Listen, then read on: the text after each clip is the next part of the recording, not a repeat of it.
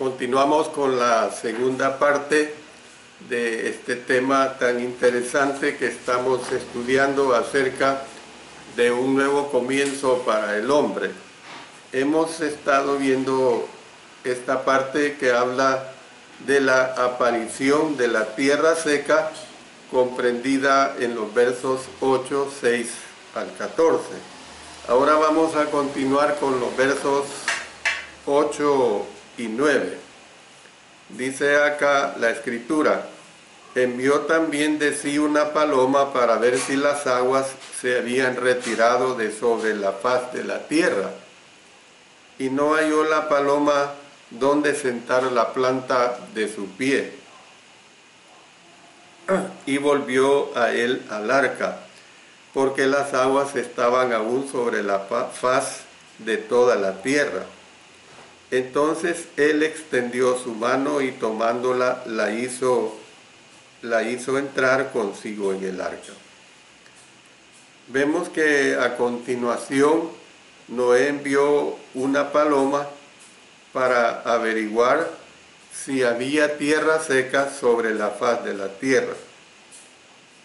La paloma era considerada como una ave limpia. Noten lo que dice en Génesis capítulo 15, verso 9. Y le dijo: tráeme una becerra de 3 años, y una cabra de 3 años, y un carnero de 3 años, una tórtola también, y un palomino. Entonces, y además comía plantas para alimentarse. Dado que este tipo de aves habita los valles, dice que se envió una paloma a fin de determinar regiones más bajas si eran habitables.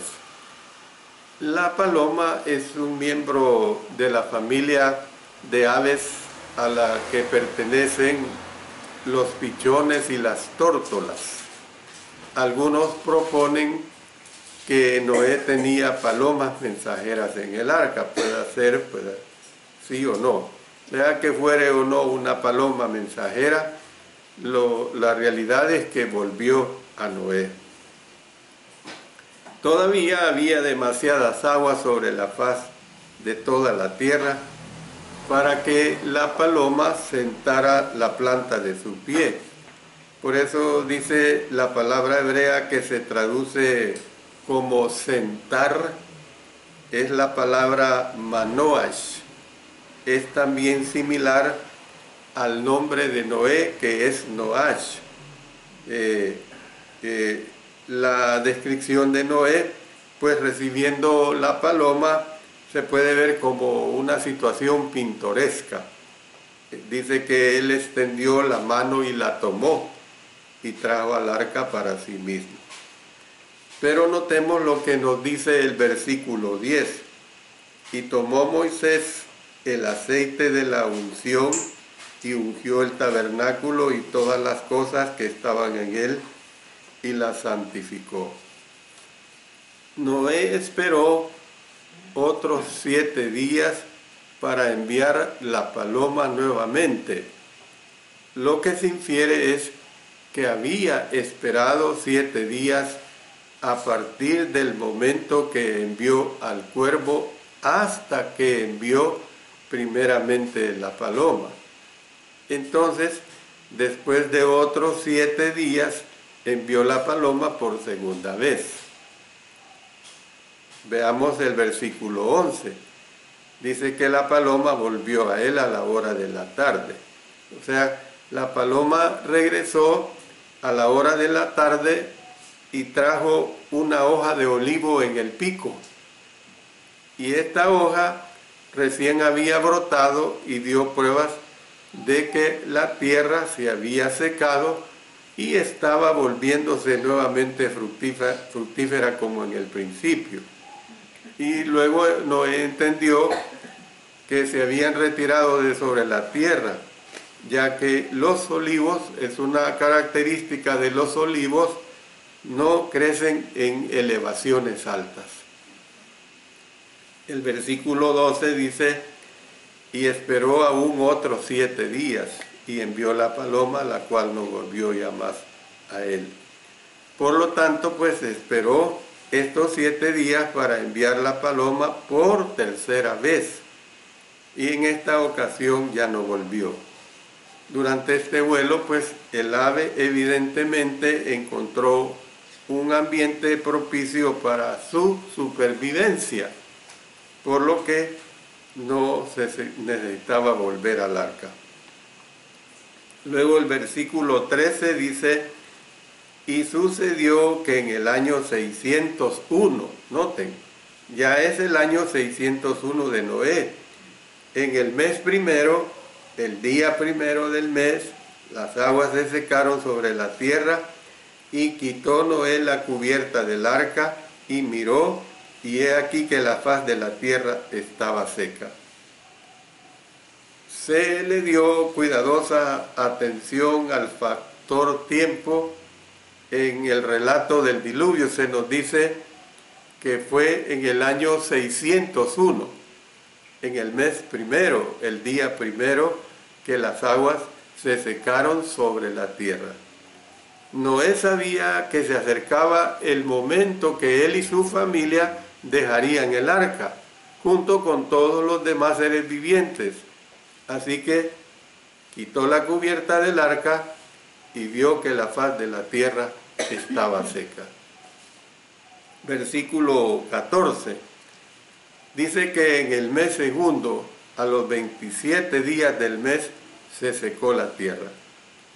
Por fin, en este mes segundo, a los 27 días del mes, Noé vio que se secó la tierra, en vista de que los acontecimientos descritos en Génesis 8:14 tuvieron lugar casi 2 meses después de los de Génesis 8:13. Hay que ver esta distancia pues de tiempo de un versículo a otro. Siempre en el análisis de Génesis tenemos que ver que suceden etapas, suceden situaciones, no es que de un día a otro pase una situación, podría narrarse situaciones de un día para otro, pero en el análisis de Génesis hay que entender esto. Esta última afirmación puede ser confusa para el estudioso. El escritor en realidad usó 2 palabras hebreas diferentes para describir lo seco de la tierra. En el versículo 13, el verbo charev quiere decir las aguas comenzaron a secarse de sobre la tierra. Óigase bien, las aguas comenzaron a secarse sobre la tierra. Sin embargo, todavía estaba fangoso. En el versículo 14 se usa la palabra Yabes con Y al principio y SH al final, y revela el hecho de que después de casi 2 meses adicionales de secado, la tierra se había secado completamente y que ahora sostendría sólidamente a la humanidad e incluso al más pesado de los animales. Entonces, ¿qué es lo que vemos? La tierra está seca. Ya la tierra está seca. Entonces vemos otra etapa acá. ¿Cuál es la etapa que vemos? El mandamiento de Dios de dejar el arca. Aquí ya viene la salida del arca. En una propaganda que ayer puse sobre estas 2 clases que estoy dando, puse una ilustración y justamente en esa arca que puse se ve cómo es que las personas y los animales ya vienen saliendo. Entonces veamos esta etapa del dejar el arca. En los versos 15 hasta el 19 se ve esta declaración. Dice en los versos 15 al 17, entonces habló Dios a Noé diciendo, sal del arca tú y tu mujer y tus hijos y las mujeres de tus hijos contigo, todos los animales que están contigo de toda carne, de aves y de bestias y de todo reptil que se arrastra sobre la tierra, sacarás contigo, y vayan por la tierra y fructifiquen y multiplíquense sobre la tierra. Entonces, Noé ya sabía que la tierra se había secado y que estaba lista, pues. Estaba lista para recibir a los seres humanos y a los animales. Sin embargo, no presumió tomando esa decisión hasta que él recibió las instrucciones de Dios. O sea, nosotros podemos ver que Noé no fue una persona de actuar abruptamente, sino que siempre esperaba la dirección de nuestro Dios. Como se señaló anteriormente, el texto no da ninguna indicación de que el Señor le hablara a Noé desde que le dijo que entrara en el arca. Es decir, que este Noé, siendo fiel, esperó pacientemente la guía divina antes de desembarcar. Cuando fue el momento adecuado, habló Dios a Noé nuevamente y le dijo que sacara a su familia del arca junto con todas las aves, con todas las bestias, con todo reptil que se arrastra sobre la tierra. Es decir, que habían de salir a un mundo nuevo, a un mundo completamente purificado. ¿De qué? Purificado de la maldad de sus moradores por el diluvio que se había sucedido de este juicio divino. Dios les había dado un nuevo comienzo con su espectacular liberación en el arca. En cierto sentido, pues, Noé era un nuevo Adán, por decirlo así. Era un nuevo Adán. Él y su familia habían de iniciar nuevamente una nueva creación. ¿Que eran descendientes de Adán? Claro que sí, eso no se va a quitar nunca. ¿Ve? Lo mismo puede decirse de los animales. Habían de fructificarse, habían de multiplicarse sobre la tierra una vez más. Notemos lo que se expresa en los versos 18 y 19. Dice que entonces salió Noé y sus hijos y su mujer y las mujeres de sus hijos con él. Todos los animales y todo reptil y toda ave, todo lo que se mueve sobre la tierra según sus especies, salieron del arca.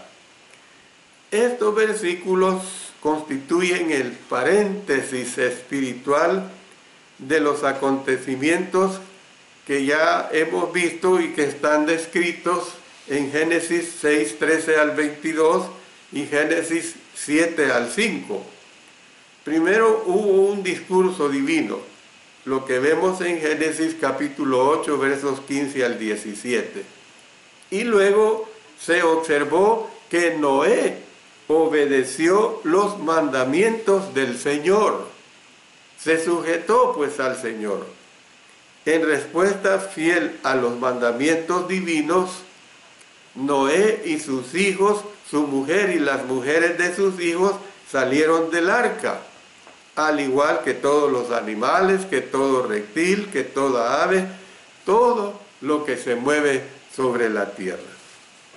Entonces podemos ver pues que todas las criaturas que vivieron en el arca salieron según sus especies. Fíjense que algo notorio es que nunca se habla de que algún animal haya muerto en ese año y 10 días que estuvieron dentro del arca. Por el contrario, Dios les preservó la vida tanto a los 8 pasajeros que habían ahí como a los animales.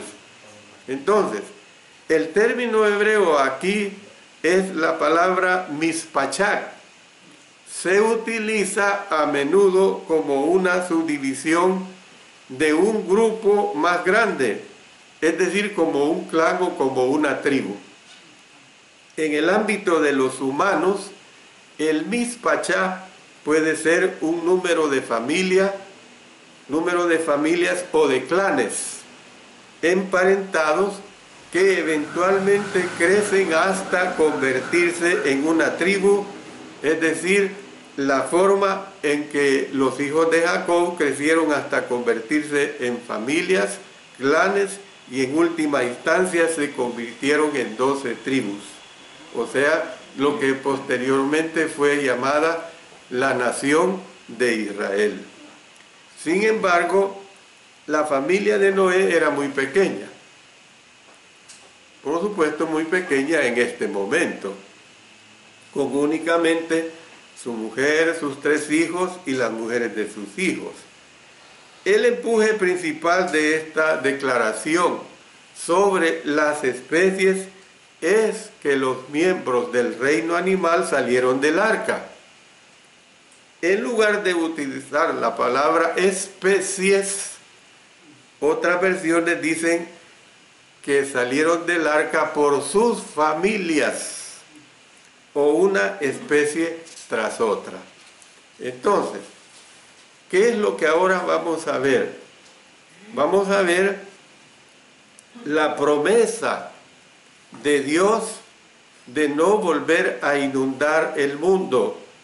La promesa de Dios de no volver a inundar el mundo fue dada a aquellos, tenemos que creerla nosotros también. Pero claro, esto no quita la destrucción del mundo, que posteriormente vamos a ver sobre esto. Versículo 20.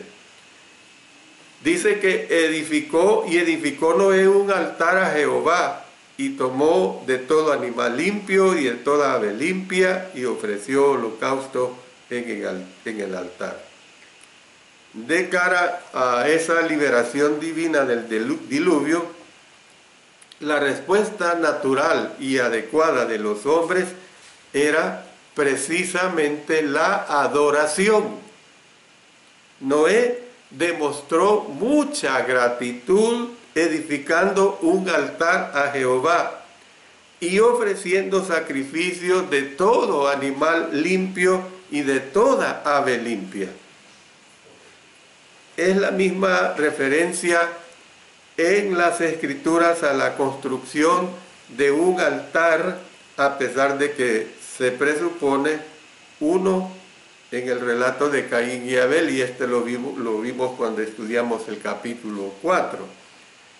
El término hebreo para holocausto es la palabra olot, O-L-O-T-H, que también podría traducirse como ofrenda encendida.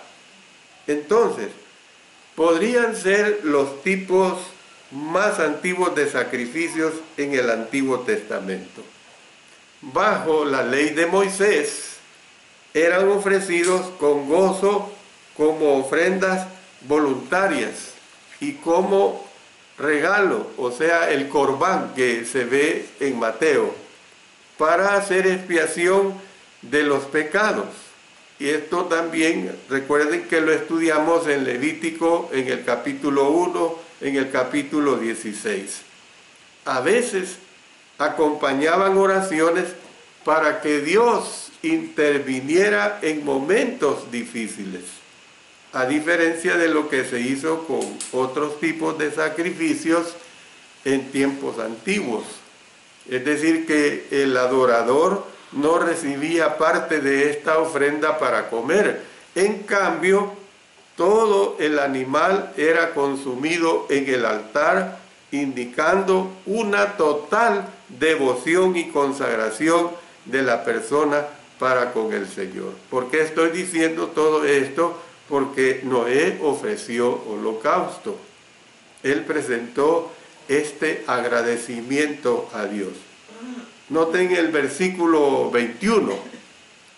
Y percibió Jehová olor grato. Esto es bien interesante, hermanos.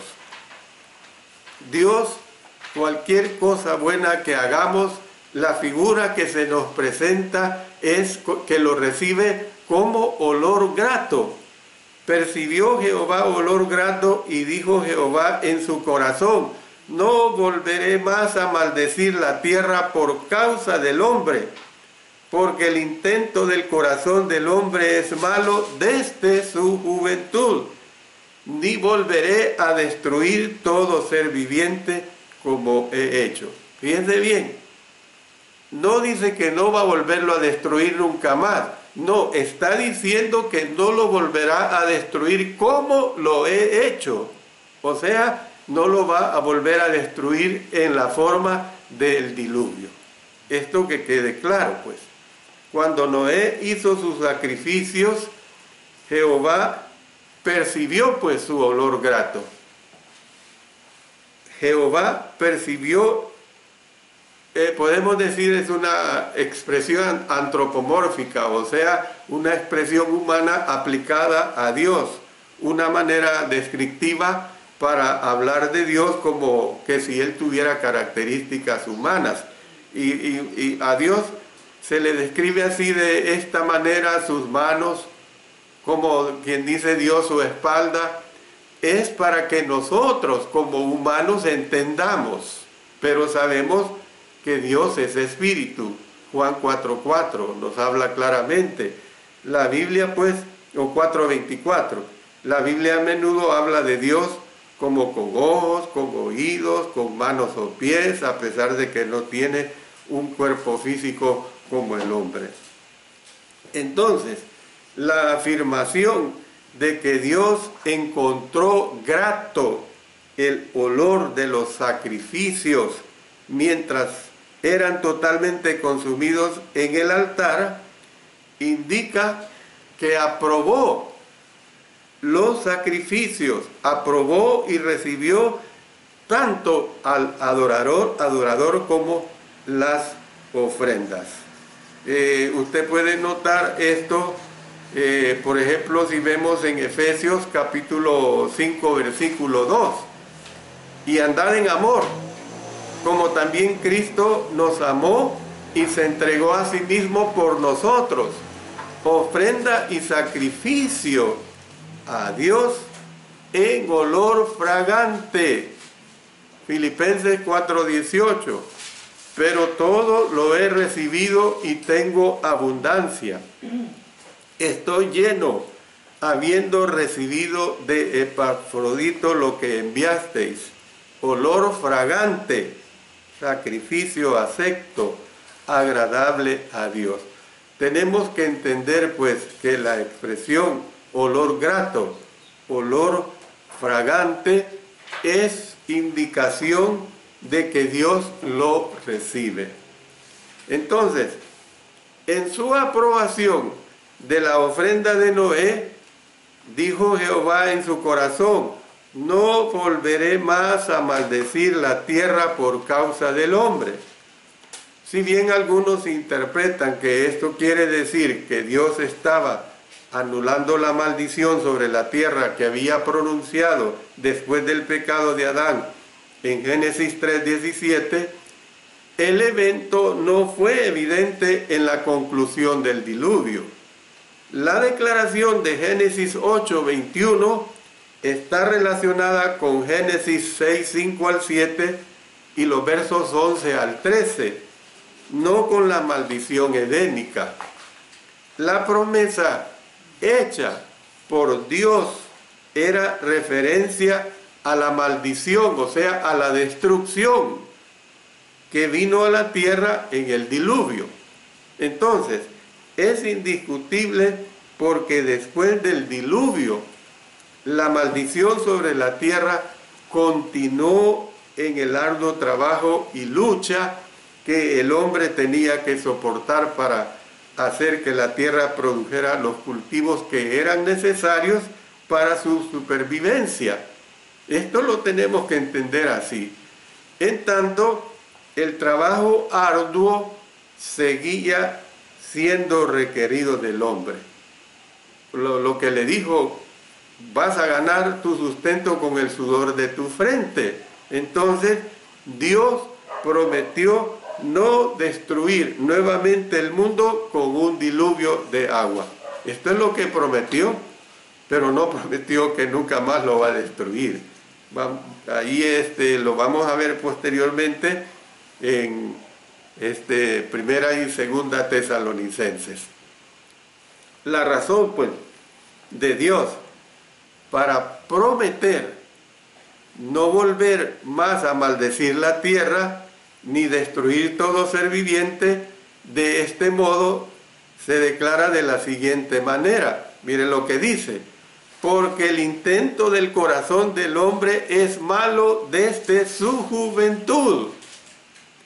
Es decir, el hombre es pecador desde el momento en que puede rendir cuentas.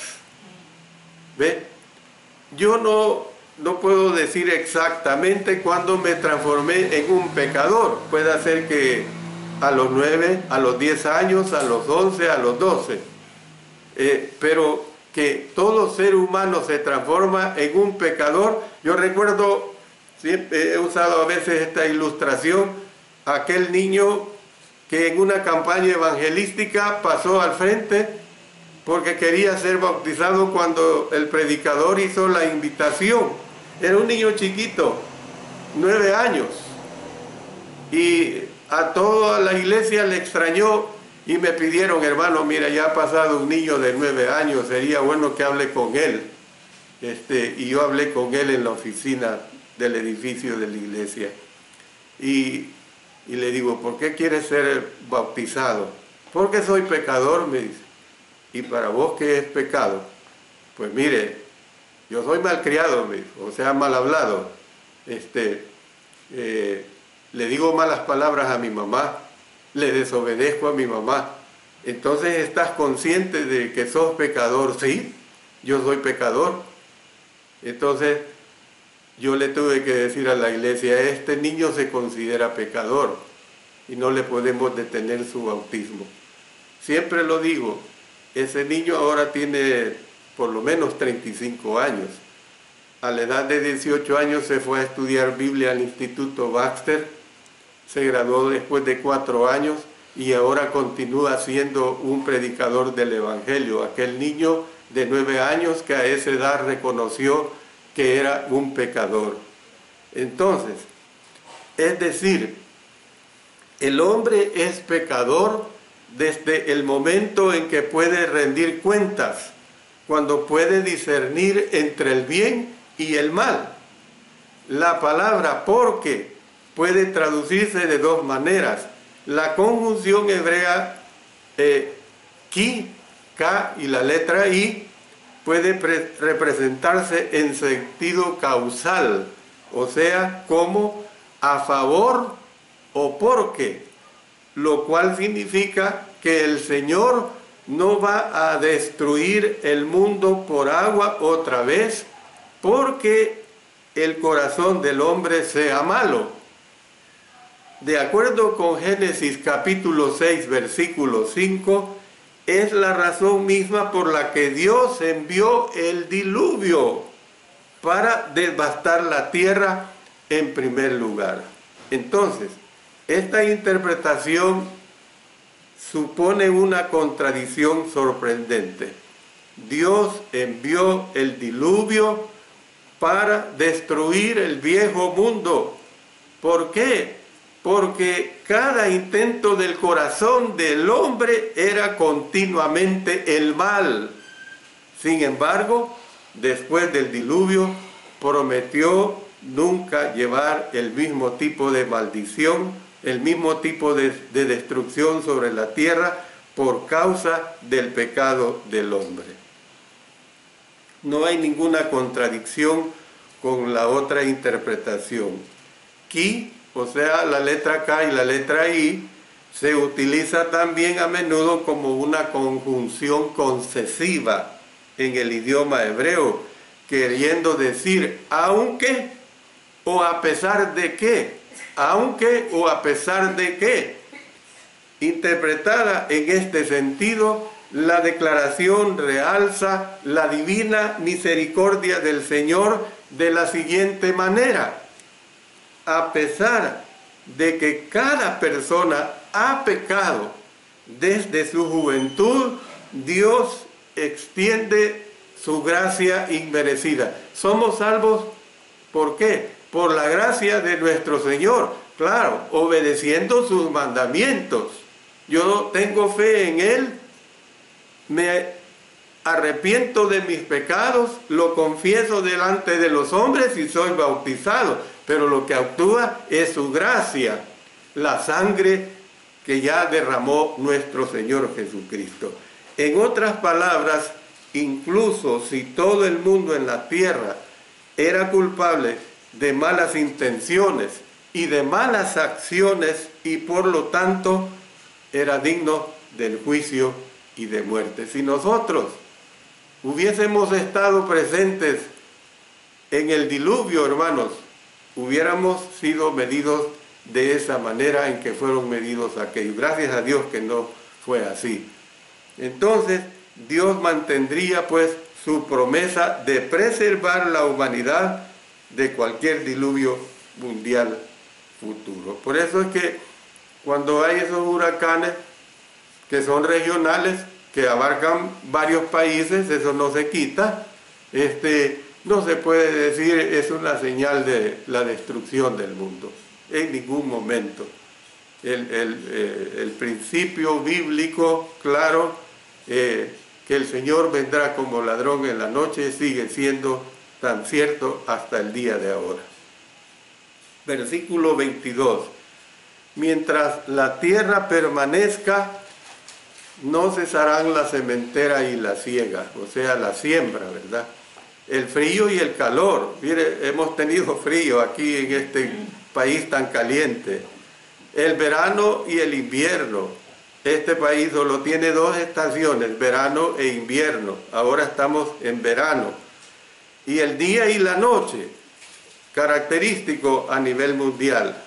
Entonces, la determinación de Dios de bendecir su mundo continuo es una realidad. En lugar de otro diluvio devastador de agua sobre la tierra, prometió enviar regularidad para hacer este planeta que fuera totalmente habitable. Garantizó pues la sementera y la siega, garantizó el frío y el calor, garantizó el verano y el invierno, garantizó el día y la noche.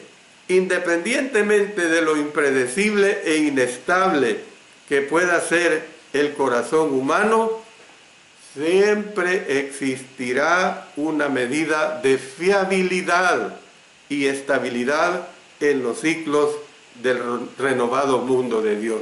Por eso estamos llamando este mensaje un nuevo comienzo para el hombre, un nuevo comienzo para la humanidad. El escritor inspirado destacó la decisión de Dios de restablecer las temporadas agrarias, la sementera y la siega, y así sucesivamente. Miren lo que dice Génesis 1:14. Dijo luego Dios: haya lumbreras en la expansión de los cielos para separar el día de la noche y sirvan de señales para las estaciones, para días y años. Eran necesarias, pues, hermanos, para sustentar la vida y sirvieron como evidencia de que el mundo seguía completamente bajo el control de la bendición de Dios. Mateo 5:45. Para que seáis hijos de vuestro Padre que está en los cielos, que hace salir su sol sobre malos y buenos, y que hace llover sobre justos e injustos. Colosenses 1:17. Y Él es antes de todas las cosas, y todas las cosas por Él subsisten. Hebreos 1:3. El cual, siendo el resplandor de su gloria y la imagen misma de su sustancia, y quien sustenta las cosas con la palabra de su poder, habiendo efectuado la purificación de nuestros pecados por medio de sí mismo, se sentó a la diestra de la majestad de las alturas. Termino diciendo esto, estimados hermanos, hermanas, amigos. La promesa de Dios de sustentar el orden es modificada por la expresión mientras la tierra permanezca. El lenguaje infiere que llegará un momento en que el mundo dejará de existir.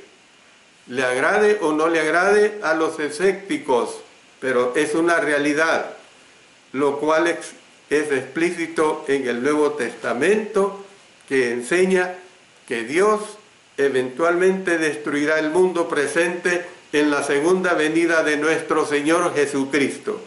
En lugar de ser destruido por agua, como en los días de Noé, será consumido por fuego. Por lo cual el mundo de entonces pereció anegado en agua, pero los cielos y la tierra que existen ahora están reservados por la misma palabra, guardados para el fuego en el día del juicio y de la perdición de los hombres impíos. Pero el día del Señor vendrá como ladrón en la noche, en el cual los cielos pasarán con grande estruendo, y los elementos ardiendo serán deshechos, y la tierra y las obras que en ella hay serán quemadas, esperando y apresurándonos para la venida del día de Dios, en el cual los cielos encendiéndose serán deshechos y los elementos siendo quemados se fundirán. Segunda Pedro 3, 6, 7, 10 y 12. Por lo tanto, el pueblo de Dios anticipa, como dice la Escritura, pero nosotros esperamos, según sus promesas, cielos nuevos y tierra nueva, en los cuales mora la justicia. Este es lo que nos dice la palabra de Dios claramente. Creámoslo, hermanos y hermanas, porque esa es nuestra ventaja y nuestra gran bendición, de que el Señor, nosotros no debemos de tenerle miedo, que el Señor va a quemar todo este planeta y todo lo que en él hay, porque nosotros iremos a un mejor lugar. Gracias a Dios por su palabra. Gracias a Dios porque Él tiene grandes promesas para nosotros. En las próximas lecciones vamos a ver el relato que se presenta para nosotros, la aplicación que se presenta, las lecciones prácticas a cada uno como hijos e hijas de Dios. Dios bendiga su bendita palabra. Oremos. Padre Celestial, damos-te las gracias porque tú nos has ayudado y nos das esa fe, nos das esa confianza, que así como aquel diluvio fue hecho para purificar esta tierra, así vendrá un día de juicio tuyo, Señor, para purificar esta tierra también, y a nosotros, tus hijos e hijas, llevarnos contigo eternamente. Gracias por ello, gracias por esa esperanza tan fuerte y tan firme que tenemos de parte de ti.